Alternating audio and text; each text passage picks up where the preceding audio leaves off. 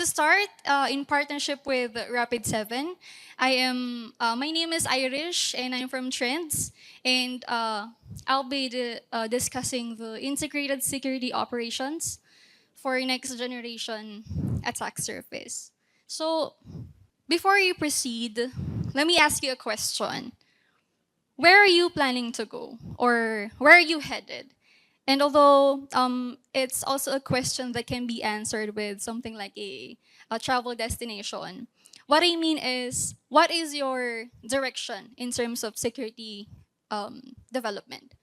So, uh, every one of us here who came from different companies have their own cyber risk management maturity levels in various maturity in different levels, and I'm pretty sure that most of us here, if not all, would agree with me when I say that in today's world, the cybersecurity is evolving.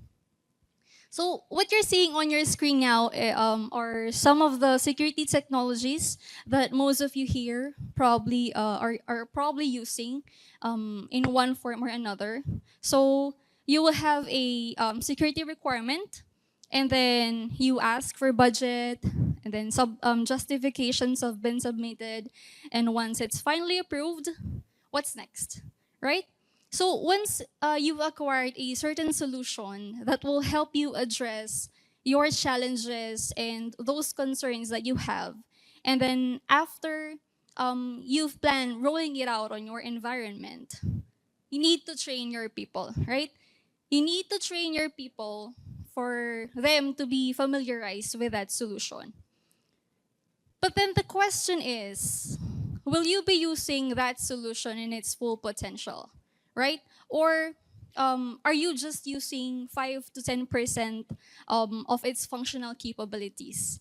So will it be able to protect you? So those are some of the questions that we usually ask our customers. So you see, imagine that learning curve, right? It's not easy. It takes time. It's not easy to get a cybersecurity market. Cybersecurity talent from the market, and let alone it's also impossible for us to, keep hiring security engineers to handle different technologies. So that is where priming in cybersecurity comes in. And priming in that context means enabling your people to help them better respond. So achieving the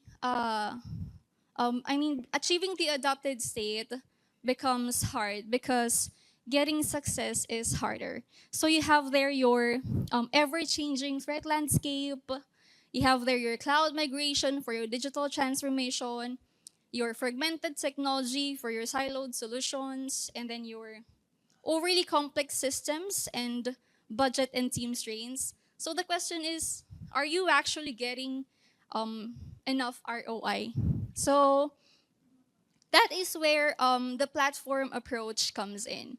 So it is so that we can influence our people to use those platform in a better way. Now, Rapid7 has this target operating model, which is the ideal state, wherein you get to see everything you own, you can find unknown threats, and you'll be able to lower your risk exposures.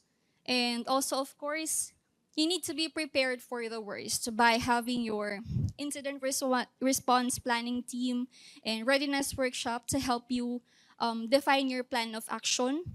And then, of course, in case you get compromised, you need to be prepared by having those security posture assessment, which shows you the weaknesses and avenues of improvement, and all while meeting the compliance regulations.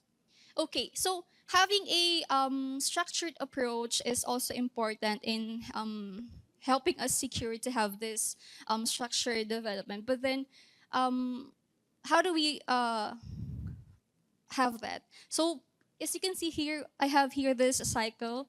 We have here the process, technology, and people, wherein your process depicts your prevention, your technology helps you with the detection, and while your technology also helps you with the responses, so as your people. So on the far left side, you will see the several lists of regulations and control.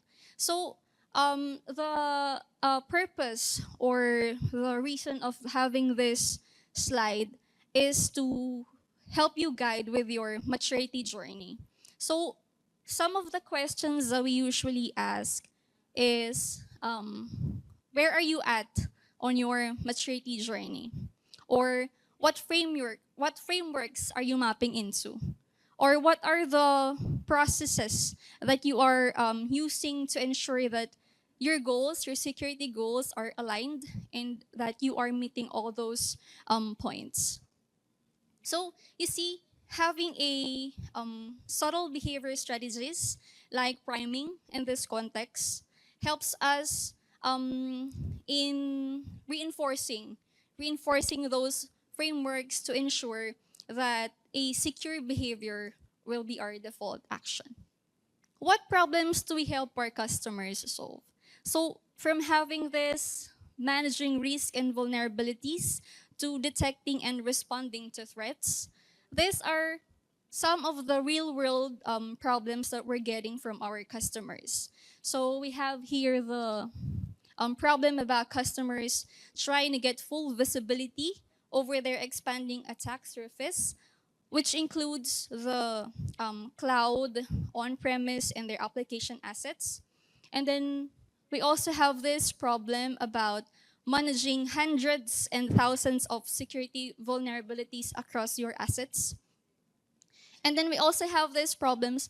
This one is actually a common one because most of our customers are having or raising this problem about having a lot of security solutions. And those security solutions are not even integrated with one another, or also some of those are even underutilized. And then there are also some concerns or problems from our customers being raised for the need of having the access to highly skilled personnel and the need for having an access to this 24 by 7 security monitoring. So most of our customers are most of our customers come to us because they are either overwhelmed by having a lot of vendors or overwhelmed because they are receiving a lot of alerts. And this is where having a unified platform comes in. So this is where Rapid7's unified platform shines. So when primed correctly, even your non-security teams can also contribute by helping a better outcome. So, how do we help control those mentioned problems earlier? Now, Rapid7 has this mission of providing their customers the command over their attack surface. You see? So, that means giving their customers the confidence and control over whatever is being thrown at them. So with Rapid7's command platform, which is a unified attack defense and a response control center, it helps to ensure that you are covered from endpoint to cloud. Now, to give you a high-level overview over what is happening in this slide, looking at the bottom to top, with Rapid7's command platform, we are incorporating all your security technologies, in your ecosystems into a unified picture. So we are marrying together not only our data from our expansive native data collection capabilities, but also from hundreds of your connectors into your landscape. So having this visibility gives you a clarity over what is happening into your network, what is happening in your environment, hence giving you the control over what is to protect. And then anchored by Rapid7's exposure command products, it also gives you a understanding on what are to identify what are the urgent and what are important tasks. So from transforming an endless to-do list into a actionable hit list, it gives your people a better time to respond. So um, this slide here shows a functional requirements of of a security operations center. So we have here the core SOC operations, and then we also have there the expanded SOC operations. So for the process, you have there your SOC engineering, your incident triage investigation, your threat hunting, and then your incident response. And then for your expanded SOC operation side, you will have your vulnerability management, your threat intelligence, and then your breach simulations. Now, having this process, of course, you need to have these technologies. So these are some of the technologies that will help you aid with all those processes mentioned. So I won't be going through each of these solutions, but these are some of those which can be used for which are being used for your core and expanded SOC operations. And of course, your people. So you have there your group of people like SOC engineers, your analysts, your threat hunters, your incident responders. So these people will help you achieve your goals and processes. So this slide is actually somewhat related to the frameworks and controls that I've shown earlier. Rapid7 is also built by a practitioner's first approach. So these are some of the reports that our customers are usually requesting. So you have there the monthly service report, which provides you an update monthly. So you also have there your incident report, which provides you an in-depth information, aiding you with the information or necessary information that you may use for investigation purposes. And then you also have your security posture assessment, which gives you a clean baseline and lets you know that if you're, lets you know if you're being attacked or you've been breached. And then you have there the 25 top 25 recommendations by risk and threat briefing and trends report. So these are just some of the few tons of reports that we can provide. So having this practitioner first approach helps your prime team by forming a habit of transforming those raw info or raw data into a ready action or ready decision info. So whenever you require some particular reports, those informations are already available. Now, how do we tie up all those all these mentioned areas into a controlled environment? So that is by taking command of your entire attack surface.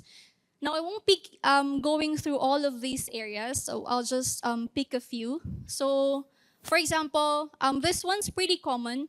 We're getting, I think, a lot of use case requests for detecting the shadow IT. So, detect shadow IT and ungoverned use of IT resources, wherein you can uncover unknown users and assets with necessary context. And then you have there those enforce compliance and drive accountability across teams, wherein you can identify gaps in coverage and enforce compliance. And then last one is to provide full context to the incident response teams by augmenting your incident response team by unifying the asset, vulnerability, and security control context. So Another thing, another areas that I like to highlight is establishing a single source of truth for your digital estate. So, why do we need to have this single source of truth, right? So, the importance of having this is for instances that when you have different teams working for example an investigation, they all need to have a single source of info so that they can have a more accurate result. So, speaking of single source of truth, Rapid7 also has this what we call the surface command. So, this surface command is or provides you the complete view of your environment. So, ingesting high fidelity assets from your proprietary and third party applications or third party data sources to automatically aggregating and correlating all those data into an up-to-date asset inventory and topology map. Um, this surface command also has this power querying capabilities wherein it lets you adapt with your scope and control your environment. So, and also, just to add, this surface command also has the CTEM or the Continuous Threat Exposure Management. You've probably heard of that before. So that is to leverage your existing technologies by ingesting more data into it. So, to wrap this session up, as mentioned earlier, I heard this was already mentioned earlier, which I also agree that cyber defense is like a team sport, right? Readiness is a shared responsibility by everyone. So, Rapid7, us trends, and of course, every one of us here can also help shape that outcome. So, yeah. Thank you for.